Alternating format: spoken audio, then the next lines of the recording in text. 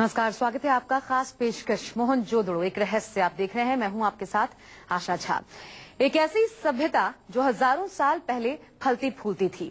हजारों साल पहले ही लोगों ने आश्चर्यजनक तरीके से जिंदगी जीने के तरीके इजाद कर लिए थे। एक ऐसी सभ्यता जिसके बारे में दुनिया बहुत कम जानती है, लेकिन जो कुछ भी जानती है वो बेहद ही हैरान करने वाला है। वो है हड़प्पा सभ्यता। और इसी सभ्यता का एक शहर था मोहनजोदड़ो। वो शहर जहां हजारों साल पहले ऐशो आराम की हर चीज मौजूद थी। फिर आखिर कैसे दुनिया के नक्शे से गायब हो गया ये शहर? आज देखिए मोहनजोदड़ो एक रहस्य।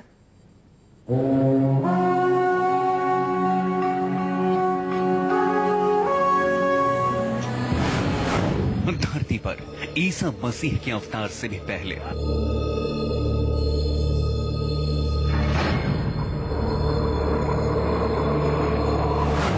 दुनिया में भगवान बुद्ध के जन्म से भी पहले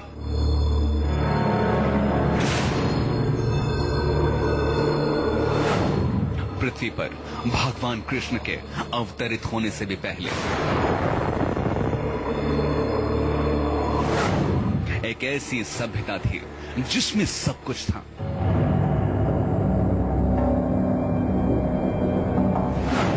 वो सभ्यता जिसने एक पूरा शहर बसा लिया था।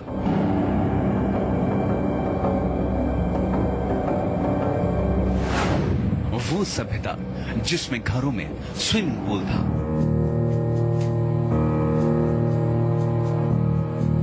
वो सभ्यता जिसमें ईंट के पक्के मकान थे।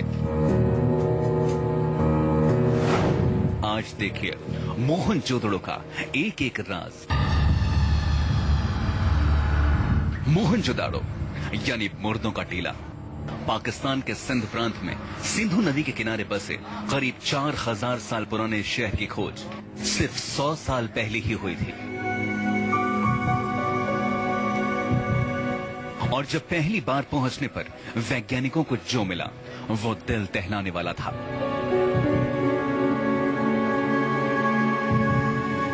गहराई से हजारों साल पुराने शहर की एक एक गली पर काम किया गया तो कई जगहों पर वैज्ञानिकों को कंकाल मिले, जिसके बाद इस नगर को मौत का टीला कहा जाने लगा, यानी मोहनजोदड़ो।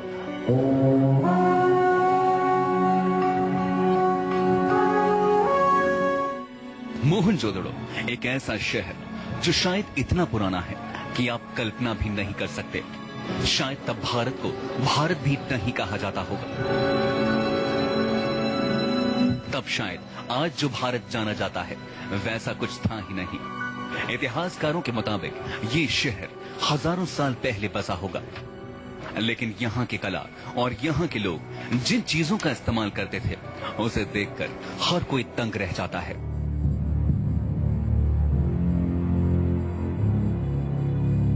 उस समय की दुनिया में वो सबसे विकसित सभ्यता थी।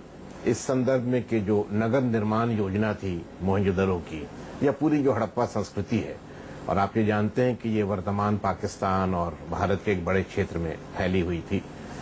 तो ये पूरा क्षेत्र जो था, और इसमें सबसे प्रमुख नगर मोहनजोदड़ो था, तो नगर निर्माण योजना के संदर्भ में ये उस समय की सबसे विकसित सभ्यता थी। इतिहासकारों ने अलग अलग शोध के बाद यह साबित किया है कि मोहनजोदड़ो हड़प्पा सभ्यता का एक शहर था। इस शहर में हड़प्पा सभ्यता के ही लोग रहते थे। हड़प्पा सभ्यता भारत की प्राचीनतम सभ्यता मानी गई है, जो भारत से भी बाहर कई दिशाओं में फैली हुई थी। मोहनजोदड़ो दरअसल राजधानी थी एक विशाल साम्राज्य की, और राजधानी में जो पैटर्न बना था नगर निर्माण का, वो अन्य नगरों में भी लागू हुआ था। तो हम ये जरूर कह सकते हैं कि बहुत ही सिस्टमेटिक वहां की वास्तुकला थी। मोहनजोदड़ो शहर कोई सामान्य शहर नहीं था।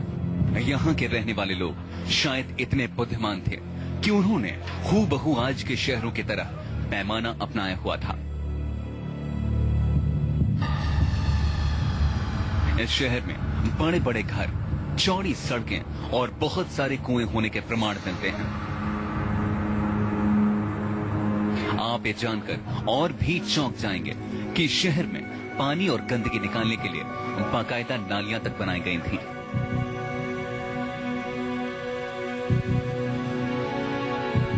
इनका एक एडवांस्ड लेवल ऑफ सैनिटेशन था जो आज तक हमारे देश में नहीं है, राइट।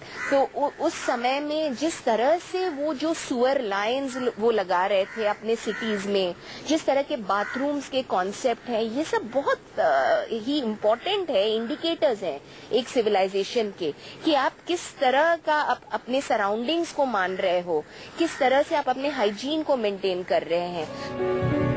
वैज्ञानिक आज भी हैरान हैं कि आखिर हजारों साल पहले इस संस्कृति के लोग इतनी प्लानिंग के साथ कैसे रहते थे। एक बड़े दरवाजे के साथ शहर का रास्ता खुलता था।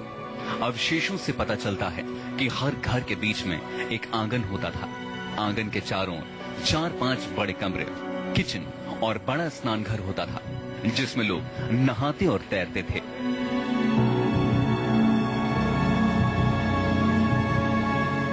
कुछ बड़े आकार के भवन भी होते थे जिसमें कई बार तो 30 कमरे तक होते थे।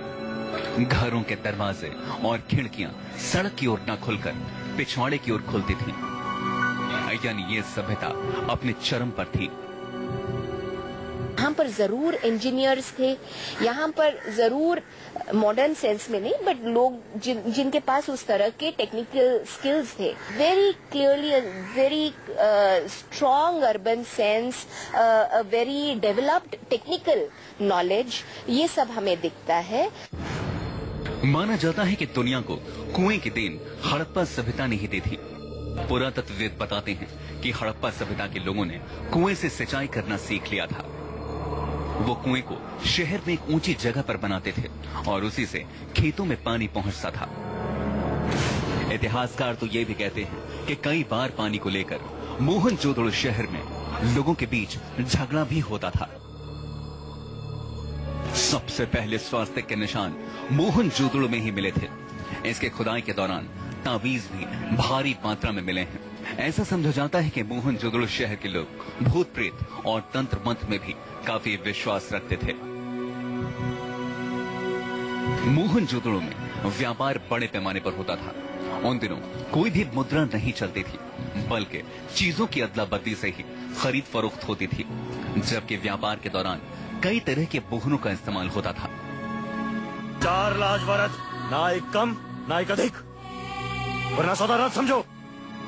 माना जाता है कि मोहनजोदड़ो अपने समय के हिसाब से काफी पहले ही विकसित हो चुका था। इस सभ्यता में समुद्र के रास्ते दूसरे देशों से भी व्यापार होता था। ये वो सभ्यता थी जो अगर विलुप्त न होती तो शायद आज इंसान और भी तरक्की कर चुका होता। वैज्ञानिक आज भी इस सभ्यता के लोगों के रहन सहन के तरीकों का अध्ययन कर हैरान हैं कि आखिर हजारों साल पहले इस सभ्यता के लोगों ने इतना कुछ कैसे सोच लिया था। Bureau report, news 24। जहां मोहनजोदड़ो हजारों साल पहले तब के अमेरिका और यूरोप से भी काफी ज्यादा विकसित था। हर शहर में वो चीज यहां मौजूद थी जो एक आम आदमी को जिंदगी जीने के लिए बेहद जरूरी थी। 100 साल पहले आखिर इस शहर की खोज कैसे हुई थी, देखिए।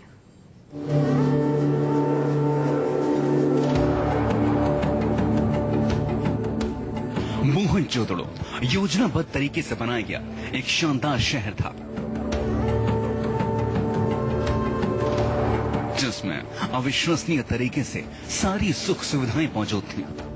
पाकिस्तान के सिंध प्रांत के लड़काना जिले में सिंधु नदी के दाहिने किनारे पर मोहनजोदड़ो करीब 5 किलोमीटर के इलाके में फैला हुआ है।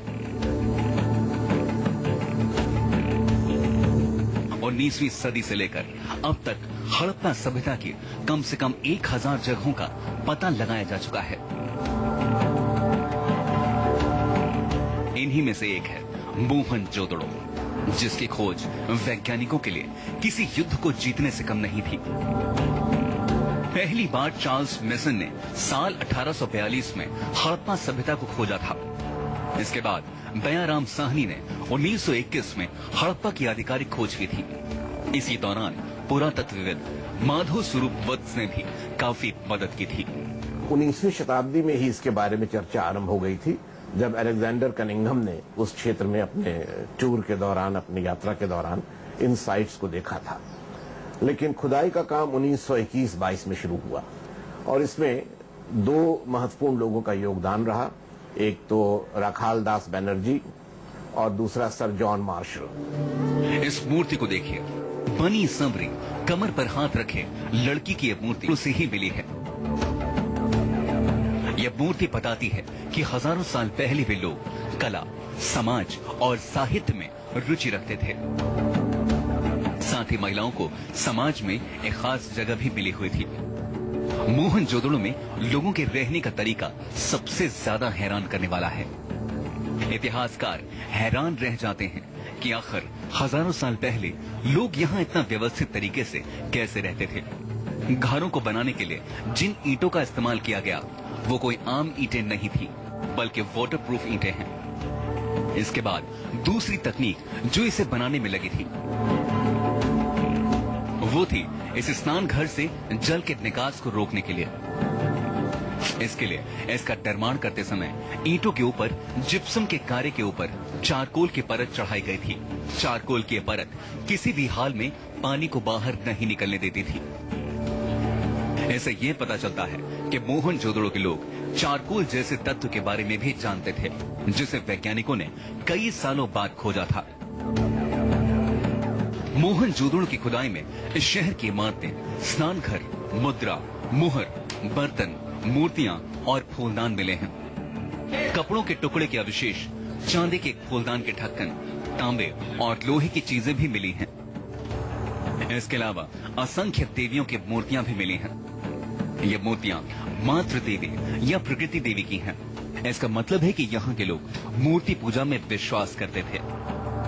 मोहनजोदड़ो में खुदाई में शिव जी का एक विशाल शिवलिंग भी मिला है। वैज्ञानिकों के मुताबिक ये शिवलिंग करीब 5000 साल पुराना है। माना जा रहा है कि यहाँ के लोग इस शिवलिंग की पूजा किया करते थे। मोहनजोदड़ो शहर सिंधु घाटी सभ्यता के समय विकसित हुआ था और कई जानकार तो ये भी कहते हैं कि रामायण काल जितना पुराना शहर है। हमारी अपनी अगर हम युगों की गणना करें तो 7,84,000 वर्ष पुरानी मानी जाती है। और फिर इसमें कल्प भेद के अनुसार घटनाएं हुई हैं रामायण की। तो मैं तो समझता हूँ ये सभ्यता, हम इसे सिंधु घाटी की सभ्यता कहें या कुछ और कहें, बाद में इसका नामकरण किया गया है सिंधु नदी के आधार पर मैं समझता हूँ रामायण की घटना के साथ साथ ही ये डेवलप हुई हो। लेकिन वैज्ञानिकों के लिए आज भी एक रहस्य बना हुआ है कि मोहनजोदड़ो से खुदाई में निकली चीजों पर कौन सी लिपि की लिखावट है। वैज्ञानिक आज तक समझ नहीं पाए हैं कि आखिर ये कौन सी भाषा है। अगर ये भाषा समझ में आ जाए तो हजारों साल पुराने कई और राज बेपर्दा हो सकते हैं। Bureau report, news 24।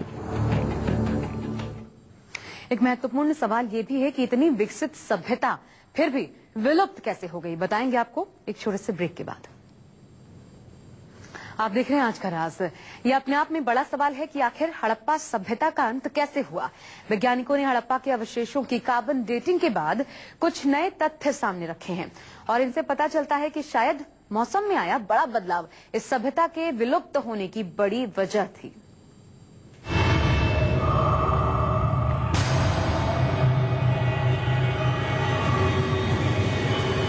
एक ऐसी सभ्यता जो 8000 साल पहले काफी विकसित हो चुकी थी, लेकिन वो अचानक ऐसे गायब हो गई, जिसे लेकर वैज्ञानिक काफी हैरान हैं। वैज्ञानिक मानते हैं कि इसके पीछे मानसून एक बड़ी वजह था। धीरे धीरे नदियों ने अपनी धाराएं बदल दी, पानी की भयंकर कमी हो गई। साथ ही खराब मानसून इस सभ्यता के लिए काफी मुसीबतें लेकर आ गया और ये सभ्यता विलुप्त हो गई।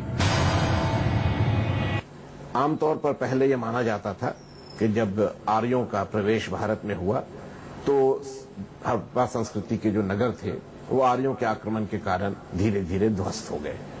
लेकिन अब इस विचार को अक्सर लोग नहीं मानते हैं और 2-3 कारण अब बताए जाते हैं। एक तो ये कि प्राकृतिक परिवर्तन हो रहे थे। उस जमीन में जहां पहले बहुत हरियाली थी, धीरे